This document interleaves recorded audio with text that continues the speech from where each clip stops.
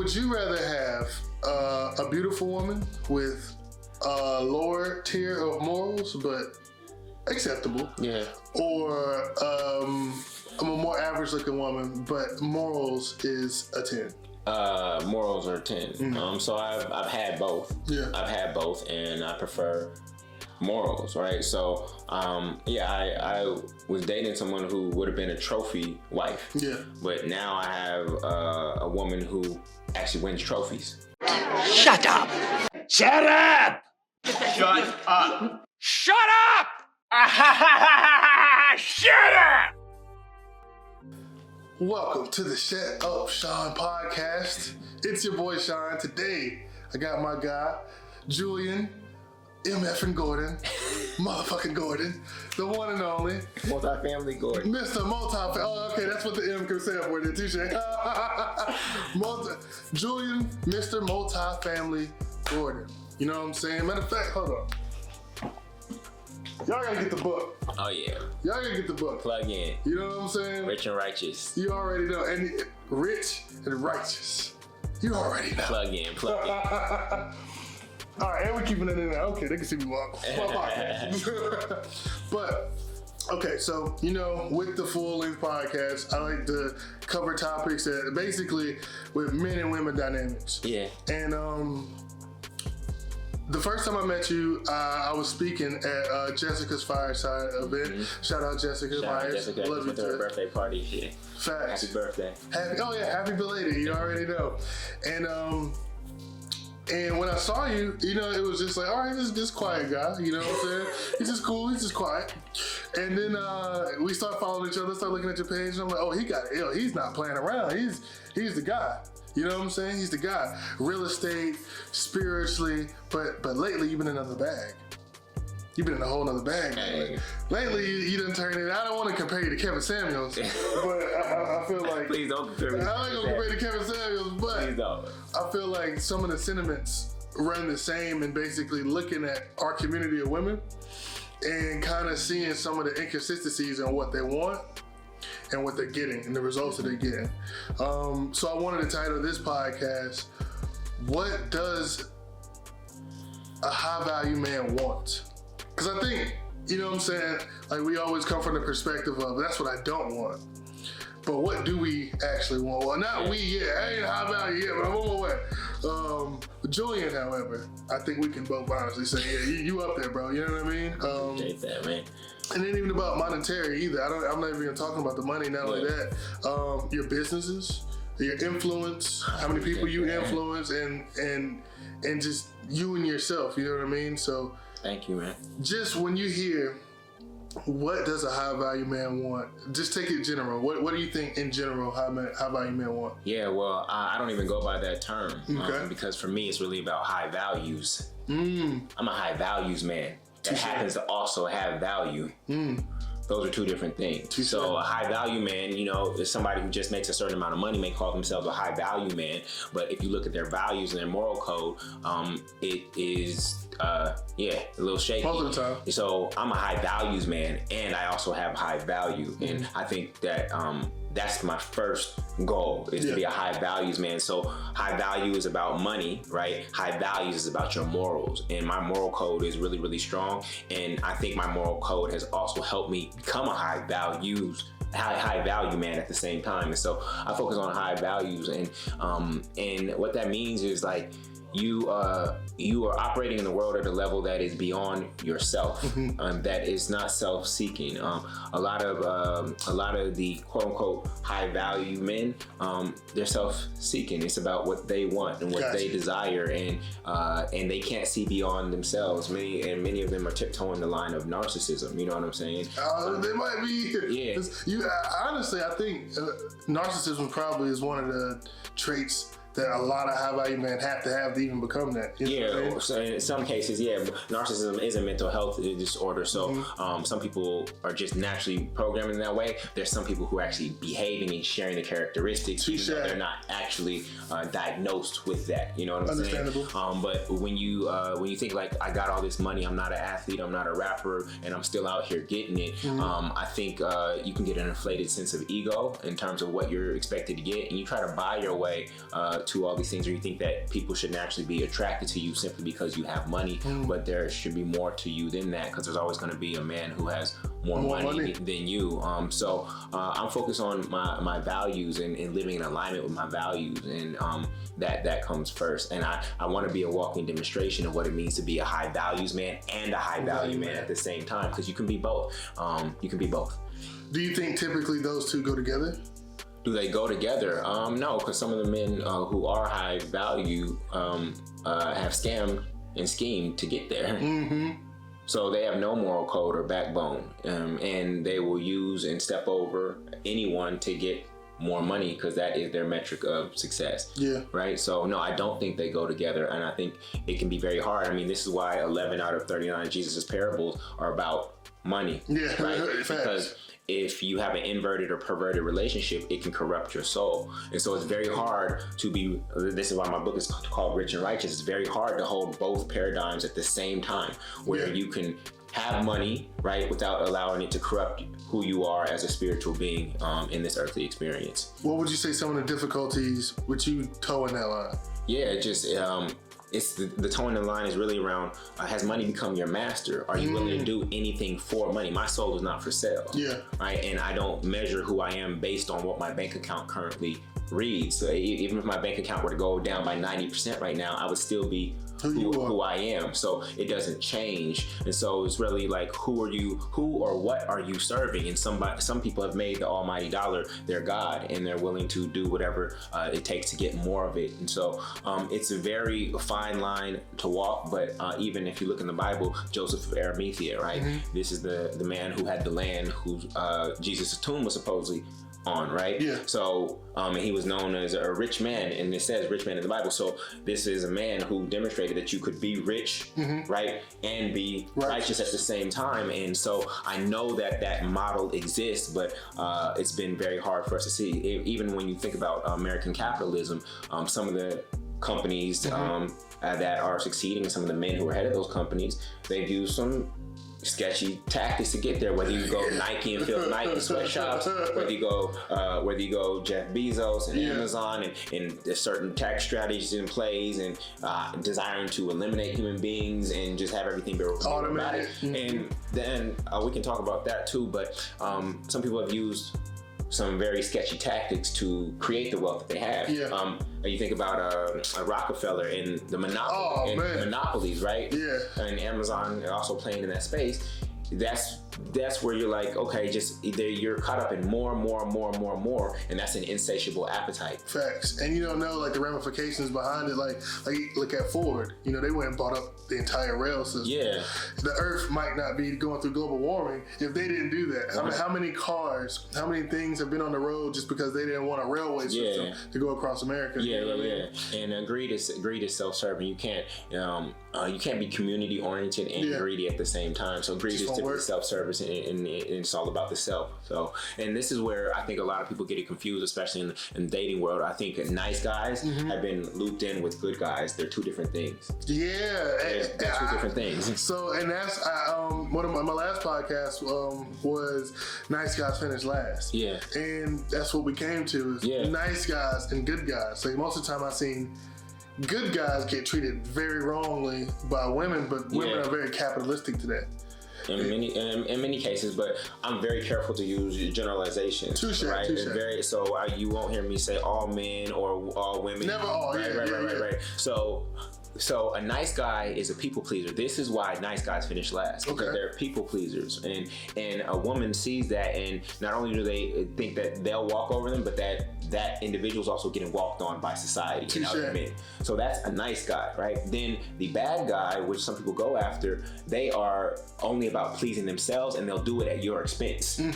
They'll do it at your expense. The good guy will not only please you, but also make sure that he is pleased. He'll hold his boundaries. He'll stand his ground, make sure that this is a reciprocal relationship. And so what the true desire is for a good guy, but good guys, because good and nice, in fact, if you look at the dictionary definition of nice, it means like a pushover, right? Like nobody wants that, right? And so we have to make this clear distinction, because good guys get wrapped in with nice guys, when the good guy is actually the most powerful amongst the two because he has the most self-discipline. What's that quote? It's better to be a warrior in a garden than a gardener in a war, right? So the reason why it's better to be a warrior in a garden is because the warrior has the ability to kick somebody's ass, right? But he's not choosing to. And so that's what the good guy, he has that kind of discipline within himself. Say like, yo, if it comes down to it, I'm gonna show up and I'm gonna hold this ground and I'm gonna protect you and myself. But I don't have to go display that in every single instance. In every single instance. And so, so that's the distinction between a good guy and a nice guy that I think is important for women to understand when they're seeking out their partners. Now, you're not compromising on your morals, because I know you're a person that doesn't compromise on your morals for anybody. How does that affect your dating? How does it affect my dating? So I'm happy to say, so just I want to say this before I go forward. I'm not an expert in dating. Of course, I'm still learning the game, but I'm really committed to black love, right? And I know that dating is part of the process for us to get there, because all these, whether it's independently wealthy boss bitches, whether it's these rich dudes or whatnot, what actually creates generational wealth is black families coming together, right? Families run the world, not individuals. That's true. And so I know that black love is really important for us to create the heaven on earth that we desire right here. So that's why I'm committed to solving this problem. I solved 3 problems of black wealth through multifamily real estate, black love through 100 dope men and 100 dope women, and then black spirituality through rich and righteous and metaphysical Bible study. So these are the problems that I've committed to solving in our community. But back to the question. Well, can you tell me the question? How does it? You're not compromising on your morals. How does it affect your dating? So how do my morals affect my dating? Because I'm sure you meet women that want you to do things, and you be like, that ain't me. So my morals, my value system, I think it's helped me and hurt me. So I think that because I lead with spirit, when I lead with God, I think that repels some people because they think I'm too clean and pristine on this side, right? That there's no fun on this side, that we can't get down. And I think that is, but it's also kept, at the same time, it's also kept kind of weeded some of the it's also kept people away that I didn't need in my space. And so it's been like this guard that I think is it's been more helpful than anything. So when you think about like my DMs don't be blowing up because I think a woman sees me, especially given where I'm at in terms of my level. I think they might see me that, I can never rock with him mentally. I can never rock with him mentally, so I'm not even gonna shoot one shot. And so that's okay for me. Because you want to repel what is not for you, and you want to go after and attract that which you are. And that's really part of the equation that I'm understanding is, a lot of people make these lists. Before you imagine the list of who you want to be with, you must become who you want to be first, right? Everybody has these lists. Do you have a list for yourself? What's your list for yourself? And are you actually checking off all the boxes on your list for yourself? Now, your list for yourself doesn't have to match, because people are like, if you want that, you need to attract that. No, there's a couple different lists. There's one, your alignment list. Like, we need to be aligned in this way. Like, spiritual alignment is extremely important for me. I can't have you having a different God concept than I have, and we're gonna rock that. Everything is fundamentally there's a problem in literally every single part. Even your language, you stub your toe, you don't say, oh my God. You know what I'm saying? Like, even that small thing. It can come down to that. And we need to have money alignment, right? And so in terms of our beliefs about money and what it's used for, because if you see me giving and circulating money, but you think that that's supposed to be for you, because I made it, we're gonna have problems.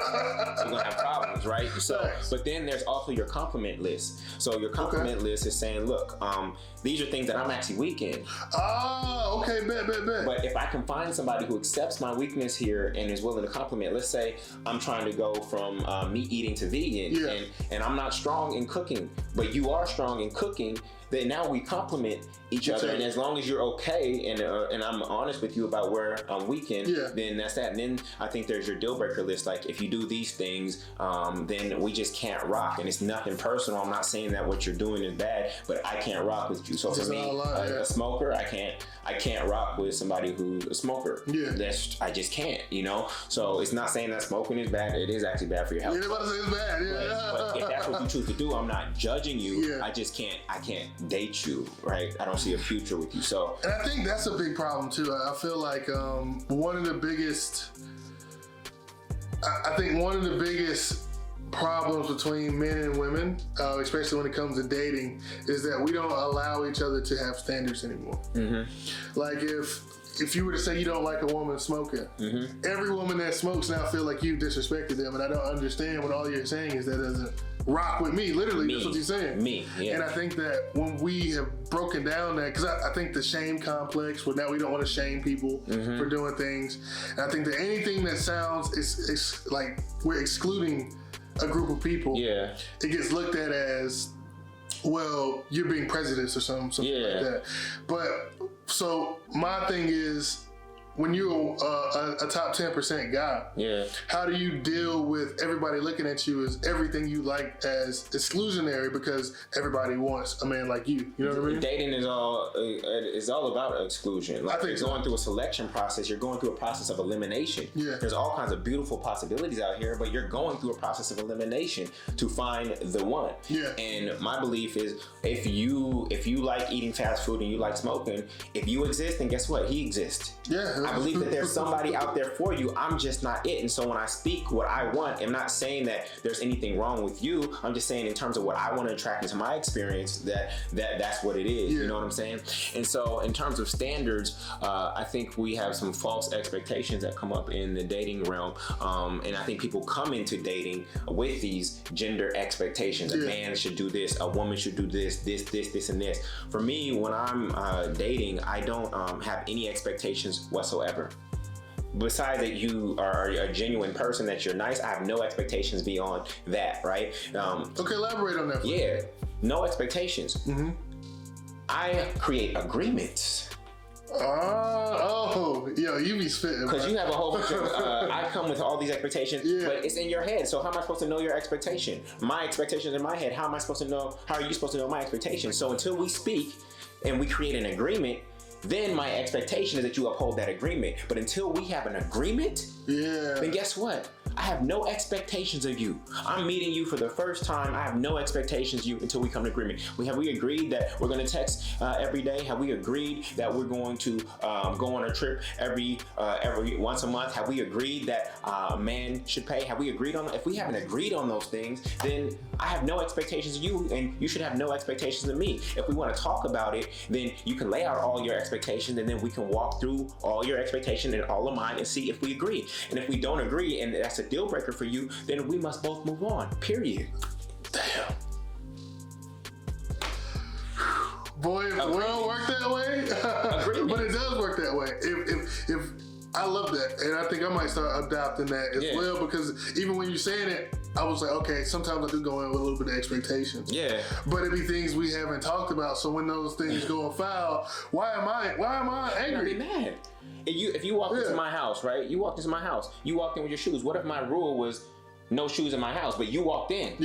How am I gonna be mad and you didn't know that there were no shoes allowed in my house? Now, if I tell you 3 times, right? Second time, I'll still give you a pass because you've been walking in your house with your shoes all the time. So that's just who you are. So I'm expecting you to change immediately just based on the fact that you come to my house 2 times. Now 3 times, if I had to tell you, then you breaking the agreement. But come on, I don't know what's in your head and you don't know what's in mine. And so this is why communication is so important. But in dating, we don't want to have the real conversations. And here's the other thing wrong with dating. So I don't believe there's anything wrong with women. I don't think there's anything wrong with men. I believe there's something wrong with the process, right? So when we think about dates, I remember high school dates, go to the movies.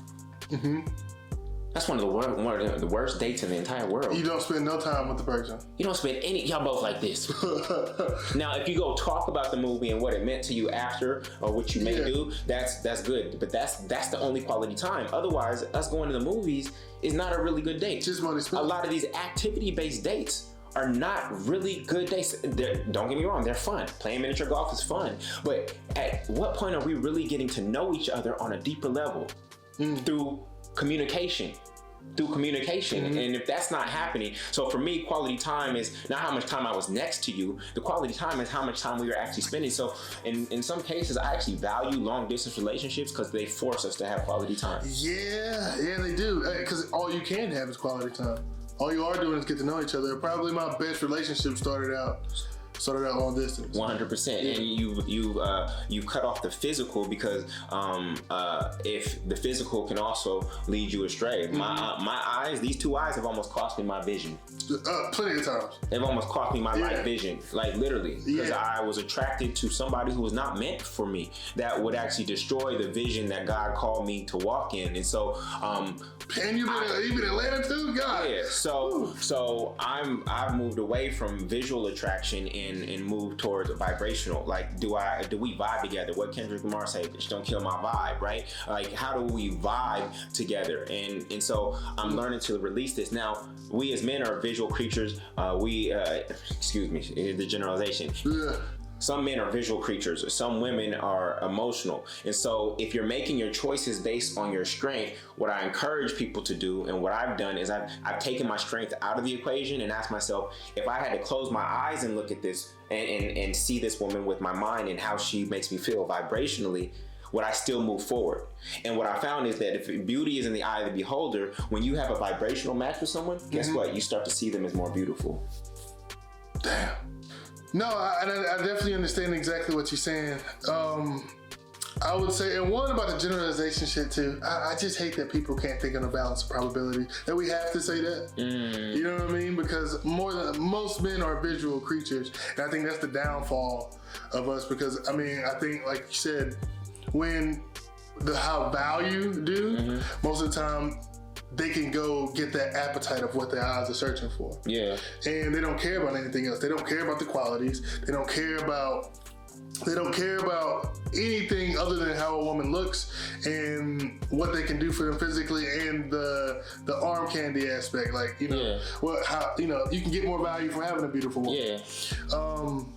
With that being said, would you rather have a beautiful woman with a lower tier of morals but acceptable, or a more average looking woman but morals is a 10?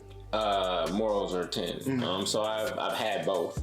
I've had both, and I prefer morals, right? So I was dating someone who would have been a trophy wife, but now I have a woman who actually wins trophies. Bro, you get these bars, bro. A woman who wins trophies. Yo, facts. Now, are there trophy wives who win trophies? There are some out there. Yeah, but of course. If I had to choose between a trophy wife and a woman who wins trophies, I'm choosing a woman who wins trophies. Meaning that she is making a contribution, she's doing her own thing, and it's not just about how she visually looks. And granted, I know from dating that women go through a lot to be visually appealing, even just for themselves, not even for men in some cases. From the eyelashes to the nails getting done to manicures to skincare. Women put a lot and into just get like we can roll, especially when I had dreads too. And we just wake up and we brush our teeth and we out, right? And so I recognize how much money a woman puts in a date. So when we go into who should pay for a date and things of that nature, we do have to honor how much a woman might be putting in to get ready for a date. Now, are those lashes and those nails and that outfit going to be reusable for another date for her? Yeah, so she might not just be doing it for you. So we don't account for the full cost of a woman's self-care routine, but we have to honor that the cost for a woman to be presentable and step out, in many cases, according to their own standards, is higher than what we have. But these haircuts, these barbers running these numbers up. Bro, so I came to Atlanta. I only get my hair cut back in Carolina. Because, bro, you feel me? Like, my little brother cut my hair, bro. So sometimes it ain't even that. But yeah, I got it from a Dominican dude up here. Yeah. He said 55. I was like, bro. Yo, haircuts didn't used to be like that. Bro, it's like, what? Like what? Like But it's what? still nothing in comparison to what women do to You're right. get ready. Yeah, even just us feeling that way right there about $50 haircut proves, because we don't spend 3 hours in the salon. You know what I'm saying, with the $300. 100. Oh yeah, the time as well. Like the time as well. But you know, these dates, man. Because I have high value, I can spend whatever I want for an experience. But the best dates I've had don't require any money. Exactly. How about we go to the botanical gardens? How about we go to a museum on a day that it's free for Atlanta residents? Like, if I'm truly trying to get to know you, if you need me to spend money to show you that I'm a provider, I'm a provider. In fact, when I have my wife, I'm gonna provide for her 100%. Yeah. But if you're expecting me to provide for you while we're in the dating phase, I have no obligation to you. That's a red flag. It is. It's actually a turnoff. Now, can I provide? I could provide everything that you desire. But if that is your requirement and I'm just getting to know you, then no, you have to have some skin in the game. So I asked a woman the other day, I said, besides the getting ready part, what is the woman's skin in the game in a date? What is a woman's skin in the day? If a man is out here putting all this money out, what is a woman's skin in the day? And now he's doing that for a week, it's 4 weeks, now it's a month, and he's doing this. Where is the woman's skin in the game? Well, I'm giving you my time and my presence. Well, you're also getting my time and my presence, right? Well, explain skin in the game, because I think that's a heavy real estate term. Oh yeah. It's good point. It's just investment.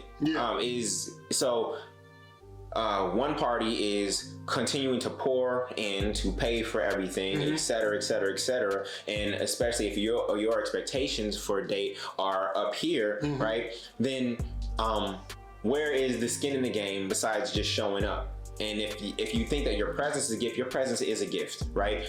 This is why he's willing to do whatever he's doing for you, but his presence is also an equal gift, right? So this is not, I'm not saying this to say that, oh, you need to give your body after he takes you on a, I'm not saying that, but I'm just saying that where is the other party's skin in the game, that we're both exploring one another. Yeah. We're both exploring one another. How do you show that you are also committed to this? You see, oh, I was busy and I made time for it. He was busy and he also made time for it as well. So we got to figure out where there's a reciprocity there in that space. I would think the most skin in the game they can do, other than showing up, is their undivided attention. That's probably the most they can do, honestly, just because of the dynamics. Well, for me, even the proposition that a woman reaching for her wallet is actually the most attractive thing to me. Ooh, okay. Now, will I allow her to pay? Especially that woman, I won't allow her to pay. Yeah. But even that gesture, now don't use this as a pump fake, because you might get caught up. You might get caught up. Oh, okay, baby, go ahead. You might get caught up. Don't use it as a pump fake. If you were genuinely like, yo, I really enjoyed this. I really enjoyed time.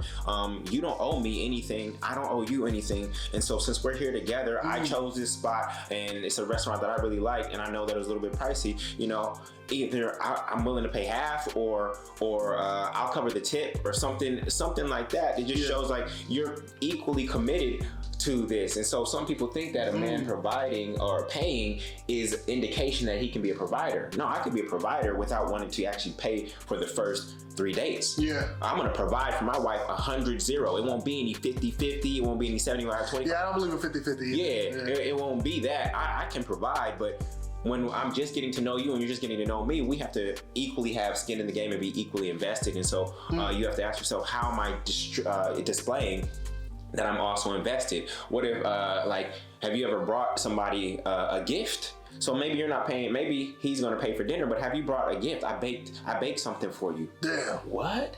I ain't never had no shit like that. I baked something? You baked this for me?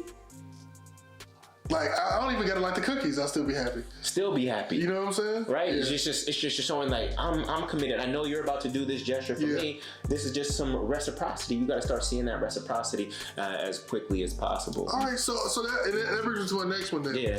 We always talk about red flags.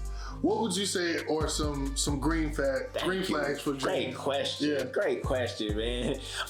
Green flags for me are man, I got my whole list on my iPad. I'm not gonna pull it out. Like, my criteria is really thorough and rigorous, but that she is not in severe debt because of her lifestyle. Student loans matter? Student loans what? Do they matter in that equation? No, as long as she was seeking to better herself, Okay. right? So I'm not going to ask credit score, but if I see just financial mismanagement, when I transition, right, and I leave my wealth to my wife, you gotta know that it's in good hands. I gotta know that it's in good hands. But if I see you mismanaging your own, if I see you mismanaging little, then why would I ever give you a lot, right? And so I have to, ultimately, I have to be dating the person who's going to be the trustee of my estate, right? And I'm just thinking in that term. The other thing is just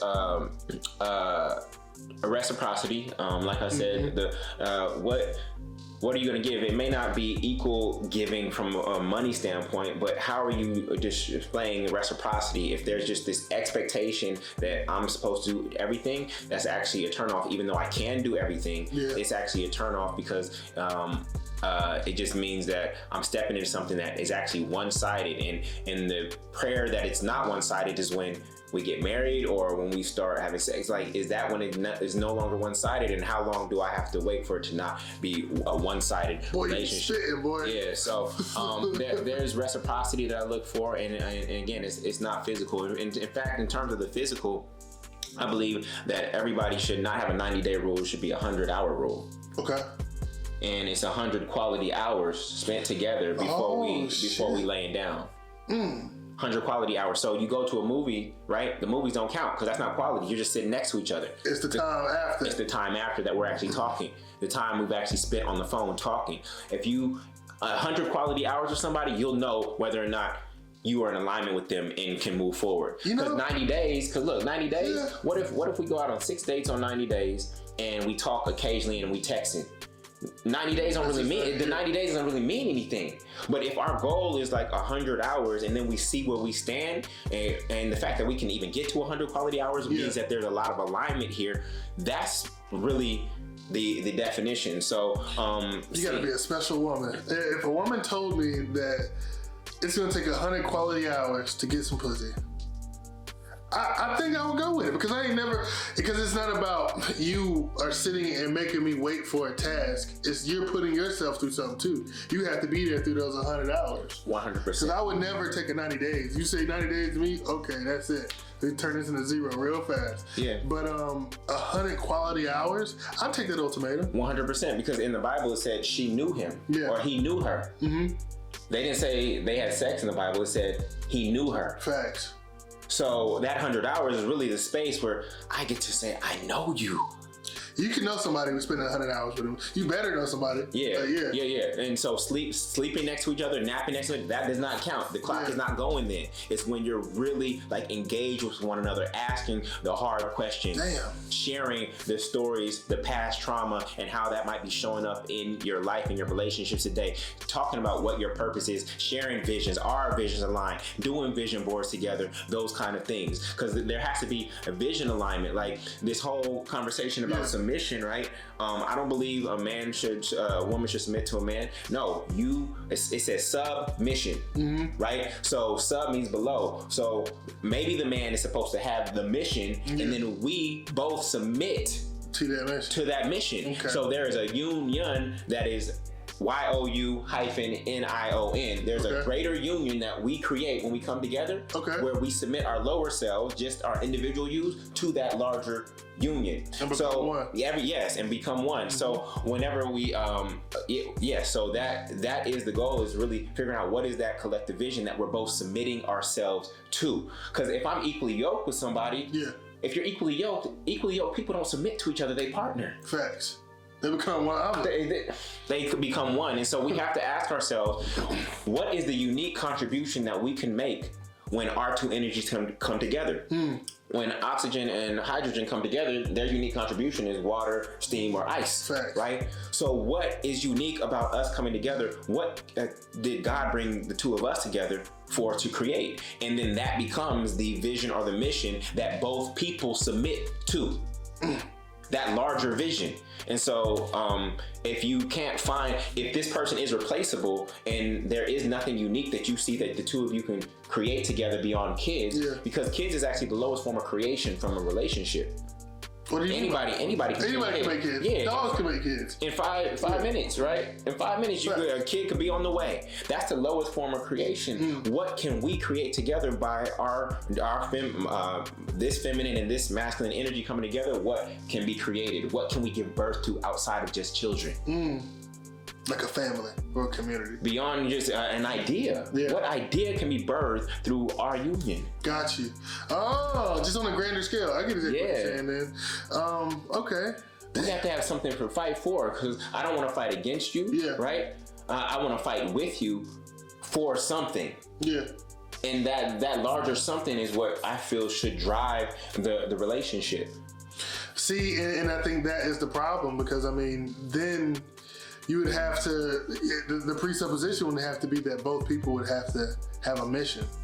And I think, depending on whoever it is, like I think a lot of women who are out here going and get it, they have their own mission, and they're not willing to compromise or give it up for anybody. Well, how are you gonna be in a lifelong relationship with somebody who doesn't share your mission and vision? I agree. Yeah. So sometimes the woman does have the vision, the mission, and the man submits to it. Yeah. That's okay. Yeah. That's okay. But somebody needs to have, there needs to be one for the relationship. What happens when you think those people aren't willing to compromise? Well, we know they're gonna break up. Yeah, well, I don't believe in compromise. I don't believe in compromise. Because compromise usually leaves both people unhappy. Okay. I'll explain. So if one person wants sex 1 day a week and the other person wants it 7 days a week, and you compromise at 4, which is right in the middle, we met in the middle. Touche. Both people are still unhappy. The person who wanted it 7 is still only getting it less than they desire, and the person who wanted it 1 is still having to do it more than they desire. So compromise has left both those people unhappy. So instead, what we have to do, we have to create. So don't compromise, create.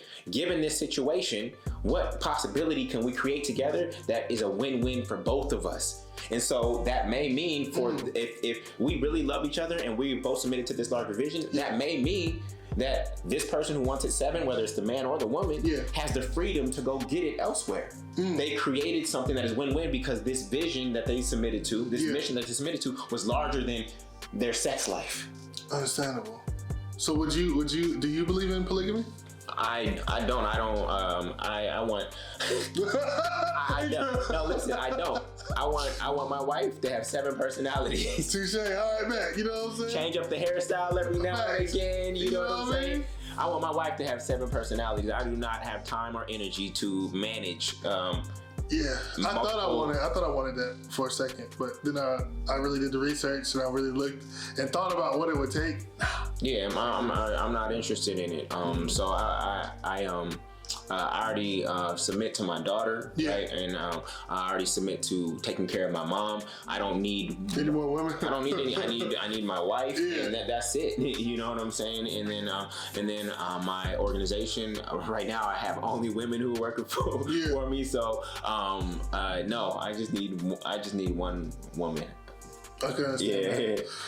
A green flag for me that I think that if this was adopted, it will just make life easier for all of us. A green flag for me is a woman who's nice, just generally pleasant and nice to be around. Want to speak life? Yeah. Because I found, and this is just my personal. Y'all can fuss me if you want to. I don't give a damn. A lot of women are encouraging. And I would say a lot. I think most women are encouraging, and I don't think they're taught to be, especially in our community. It's more so of a standpoint of survival. So it's like, I need to look for the things that might harm me. So it's hard to be encouraging in that environment. So I think that speaking, like if a woman speaks to me with encouragement, I'll do more for her and feel more for her than any physical thing a woman could do. Yeah, understood. I love that. So I said reciprocity, and I said financially stable, spiritual orientation, showing that she is submitted to God, because I'm submitted to God. So for me, the spirit is number one. And I also a woman walking in her purpose is really important to me. That's a green flag for me, because it means that she's already done this self-discovery work, and a woman who's also gone on her healing journey. And all these things I'm asking of the woman, I also ask of myself, right? Yeah. So that could mean therapy. It could mean a strong sister circle. Having a strong sister circle is a good thing. Long-term friends mean that you know how to manage relationships over an extended period of time. Definitely gotta look for that. If a female doesn't have long-term friends, I ain't gonna say it means, but it more than likely indicates like cattiness, or just like you aren't loyal. Yeah. Because why don't you have friends that's been with you since the beginning? Yeah, 100%. Healthy relationships with other men, whether it's father, a mentor, brothers, a minister, some indication of healthy relationships with other men, because now it can't be like, oh, I'm just out here on my female stuff, screw all these men, right? No. You have a healthy relationship with that man over there and that man over there, and so I know you won't to speak in these generalizations because you have examples. Even if it's not your father, while I would love for it to be your father, I would not exclude people, because that situation is not their fault if their father didn't show up. But healthy relationships, some indication of healthy relationships with men, I think very important. Very important. I don't think that might be the number one. That might be number one, bro. Yeah. Because even the way the mind state of how you even think about men in general becomes different instantly. Yeah, 100%. You know what I mean? Because you can't just be like, all men are this. No, you got this man who's been pouring into you since you were 7 years old. You know what I'm saying? And supporting you in your growth and development. Therapy is it doesn't, in terms of the healing, back to the one I said before, it doesn't have to be necessarily therapy, but that you've invested in your personal growth and development in some way, whether I've seen you go on retreats, whether you're going to a life coach, so that you're committed to your wholeness. Now, we all face trauma, men and women, in various ways that I think nobody's exempt of trauma. As crazy as it sounds, I think it's just part of life, and your healing from that, or your commitment to healing from that, so that you don't bring that into this new space that we're creating, I think is really important, because I'm not a therapist, and I've had the challenge of stepping into relationships and trying to be the coach and the therapist, and then I recognize that that's just not my work, and to the extent that work can be done, or at least the momentum of that work being done prior to you stepping out. A lot of people who are seeking to date actually aren't ready to date. Nah, bro, I definitely agree with that. They're not ready to date, and so you can go get a driver's license. You got to go through a test. You can go do all these other, like real estate license. You got to go through a rigorous test. But when it comes to either a marriage license or even dating, there's no real test. You can just do it if you want to. You can just do it if you want to, and it's being based on emotions. And some of the people who are most eager to date are afraid to actually be alone, because when you're alone, then there's nobody to blame for why you feel how you feel. Accountability. 100% accountability. So I'd rather jump into another relationship so that I can pass off my trauma to other people, and these other people are just the same characters in different bodies. Exactly. So we have to come up with some sort of metric to say, like, you're actually ready to date. One of the big issues that I'm noticing in our communities is just it's not a toxic relationship. It's really a mental health. It's either undiagnosed mental health or diagnosed mental health. And so it's not that it was toxic, it's that person either did not know that they actually had a mental health issue. Yeah. And for me, I see the God and the good in everybody. So even if I don't write you off just because I see some things that are inconsistent, and I see the way you've rubbed some other people wrong, because I see the goodness in you. But if it's the undiagnosed, you're still navigating, not aware. Sometimes it is diagnosed, but they're trying to hide the diagnosis because they actually truly love you. So they didn't do it to harm you. They actually truly love you, so they hide it. Because they believe that if they share with you what they'll lose you. They'll lose you. Yeah. So they hide it until it can't be hidden, because it always comes to the surface. You can't help it, especially if you are being in a relationship with a person. It's going to come out. Yeah. So this goes back to the healing. If you have a mental health issue, you have to be showing me in some way that you're doing something beyond just pills and medicines to actually address it, because I don't want to write somebody off, because oftentimes a mental health issue is not it's something you're born with or something that was just innate, right? It wasn't always caused by you. So. Most of the time, if you're not born with it, most of the time it's like trauma. It's trauma. And things like that. Yeah. So it's probably something done to you. Yeah, so I can't blame you for it, so you don't get written off, but you have to say, I'm aware of it and I'm actually doing something about it. That's a green flag for me. Okay. All right. Now, let me ask you this question then. Yeah. Could you date a woman who you knew was formerly promiscuous? No. Why not? I couldn't either. Yeah.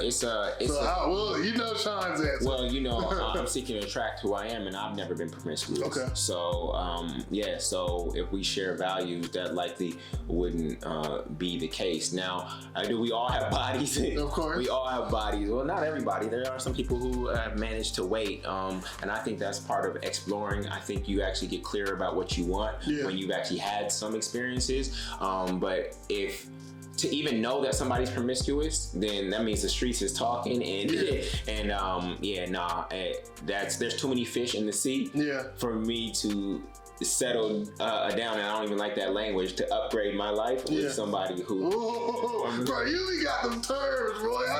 What are we settling down? I don't want anybody to settle down with. I'm trying to upgrade, right? I feel you. Beyonce said, I'm trying to upgrade you, right? So I'm not looking to settle down, but there's too many fish in the sea for me to choose somebody who's given up their body. They clearly there's a lack of awareness of their self-worth and the sacredness of their body temple. And so and I don't really have a number. It's a vibrational thing that I can sense. Yeah, I don't got a number, but after like 15, you start to get a little.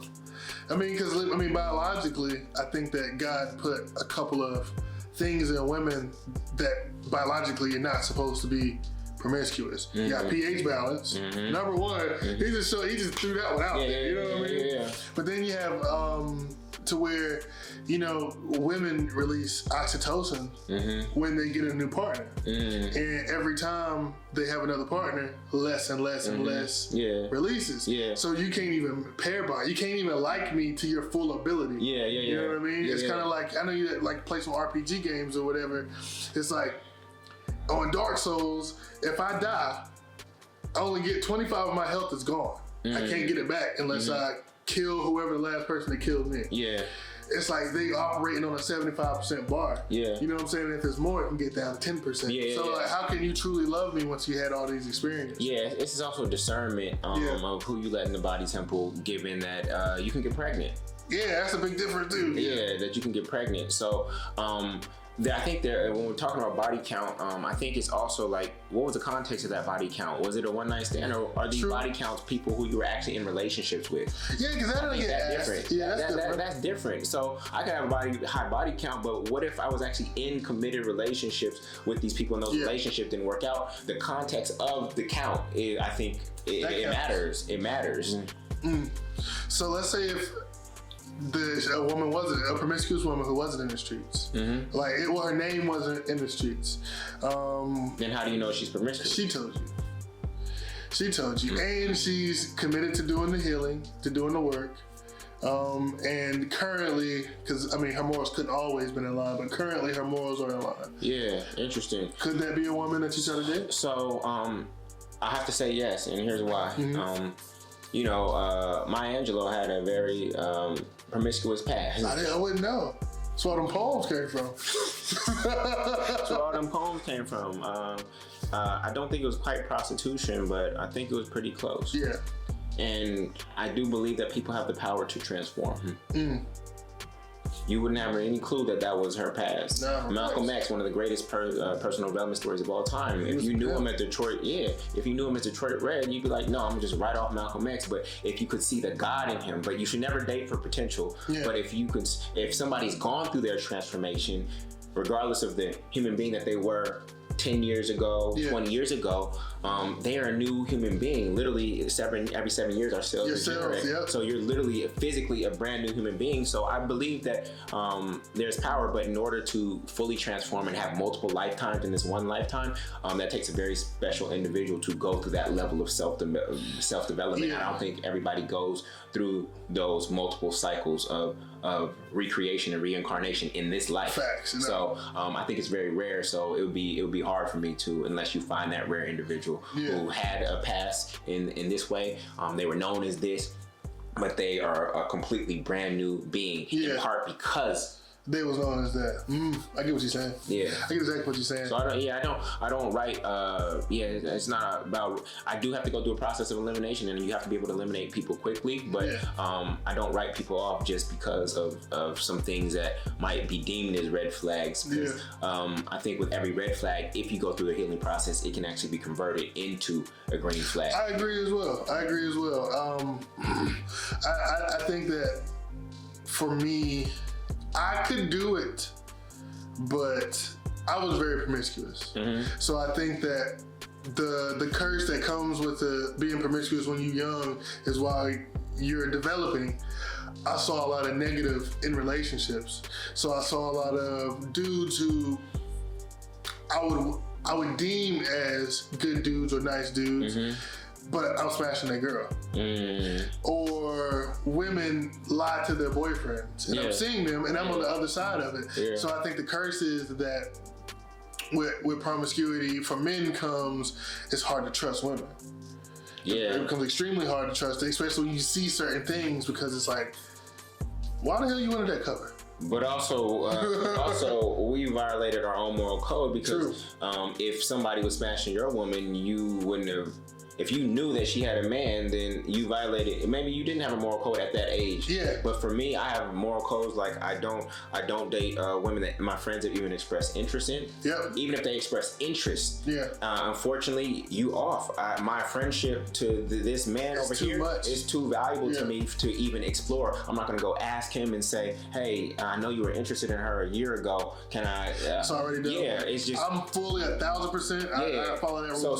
So some of y'all are not getting overlooked. There's some men who have moral codes, and that if you already messed with his friend or his friend even expressed interest in you in the circle, I'm just not going to violate my friendships in that way. It's just not that serious to me.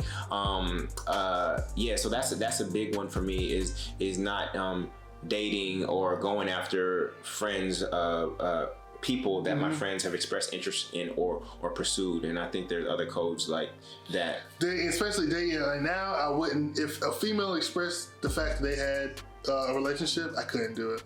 And that they had a relationship with, like with just the inner relationship now. Because I definitely agree with the friend thing. Like if my boy, because I don't want that animosity, because I've seen it go wrong. Then the animosity is like, yeah, bro, you go ahead, but in the back of his head, he's like, nah, because no man want any other dude to touch any woman they ever been with, even if they hate him. You know what I mean? 100%. So, ladies, if you think about what if every man's moral code was like that, you would have to be more discerning in who you ever go after, because when you go out, if this is a crew of 5, you go after one, right, and you may be going after it visually.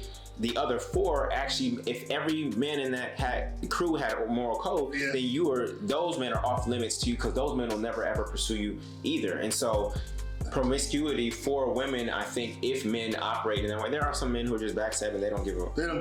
That's not for sure.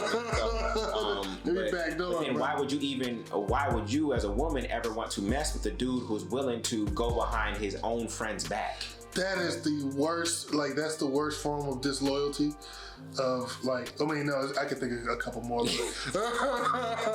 but that disloyalty right there is just, because like, yo, it's just a code. Like, if there's anything, the brother code is you don't put no female in between.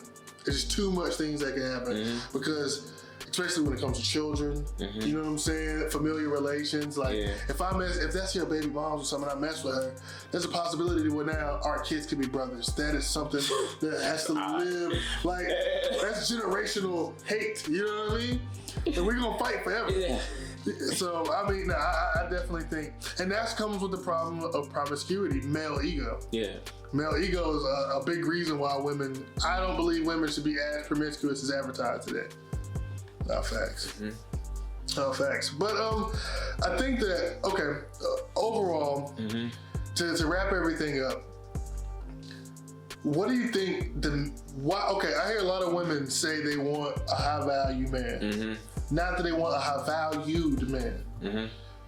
If you can speak to women right now, this camera, they looking at us. Uh-oh.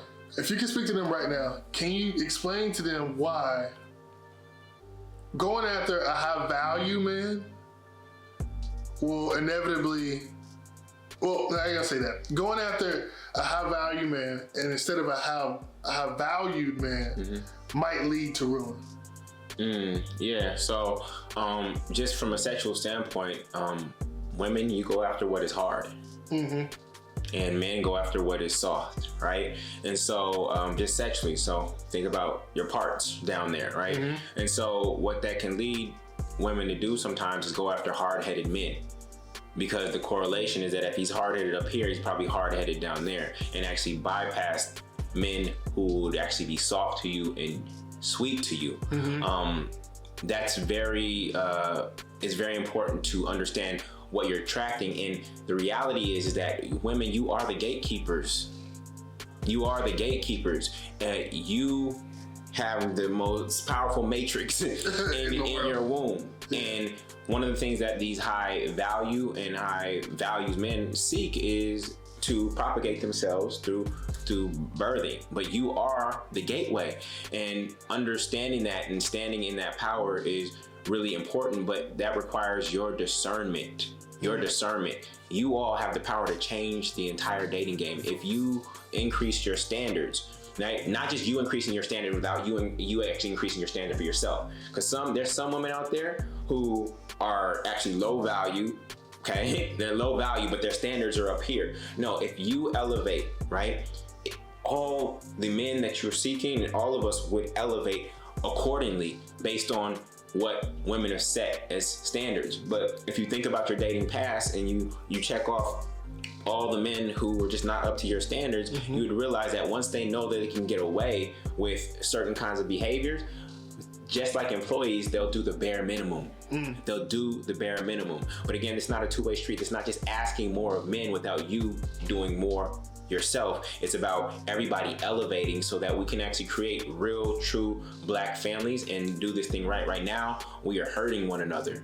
And a lot of it's due to the fact that we are choosing people based on money and based on physical. We're choosing each other based on external things. And we, as women, I believe that you have the ability, because of your emotional attunement, to actually see into somebody's heart.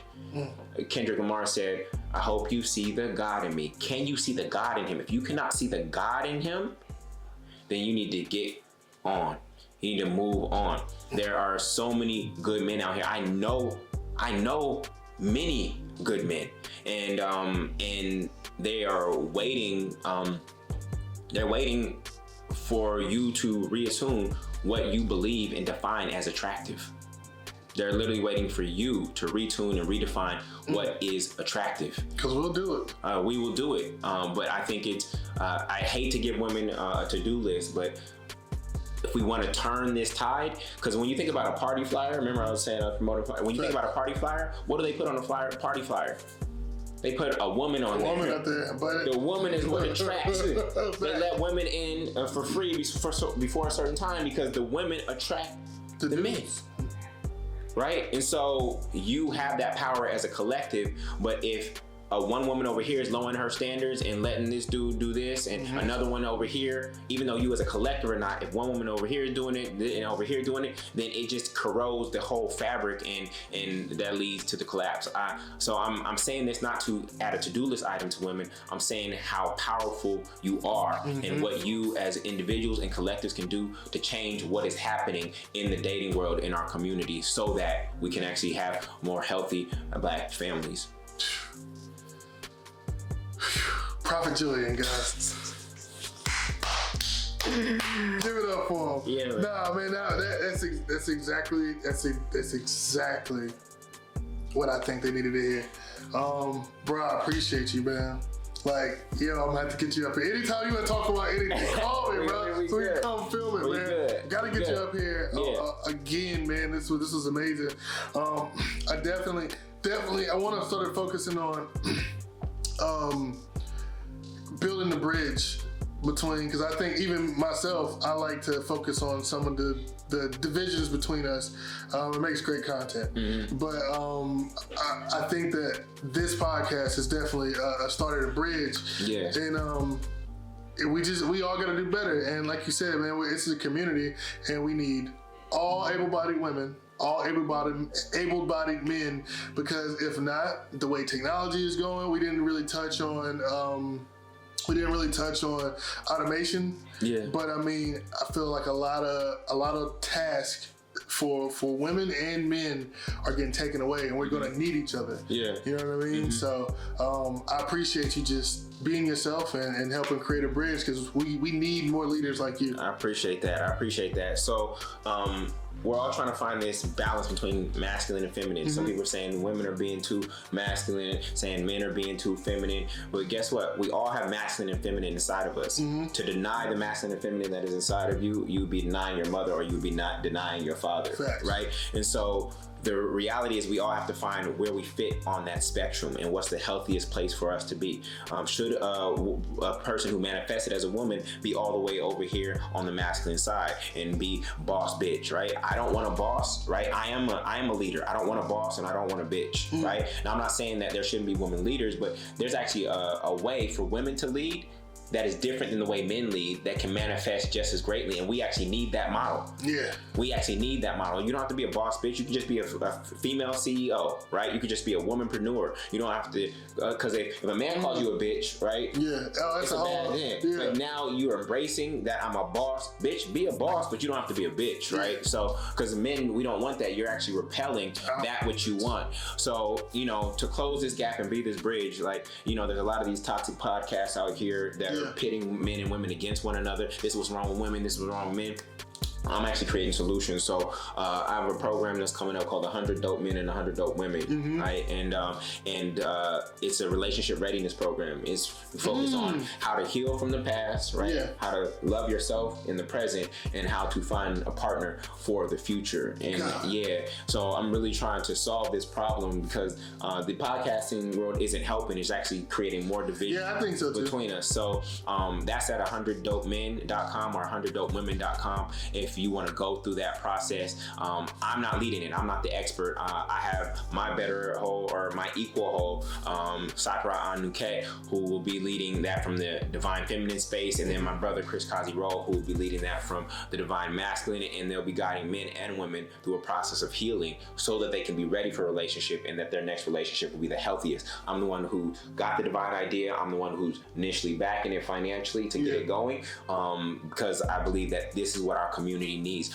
There's nothing wrong with men or women. What's wrong right now is the process through which we date, and we have to find a healthier process to do that, so that we can find that the person we're meant to be a lot faster, safer, and easier without hurting one another. Damn. Solutions. Well, if we're not talking about solutions, what we talking about? What we talking about? Hey, brother, tell them where they can find you at. Yeah, so it's Jullien Gordon on Instagram or YouTube. That's JULLIEN Gordon, GORDON. Again, that's Jullien Gordon, JULLIEN GORDON. And then you can go to getfreenow.com to tap in with my real estate investing program. You can go there to get my book, Rich and Righteous, Spiritual Secrets of Mastering Money Manifestation in Your Mind, and to find all of my other social media links.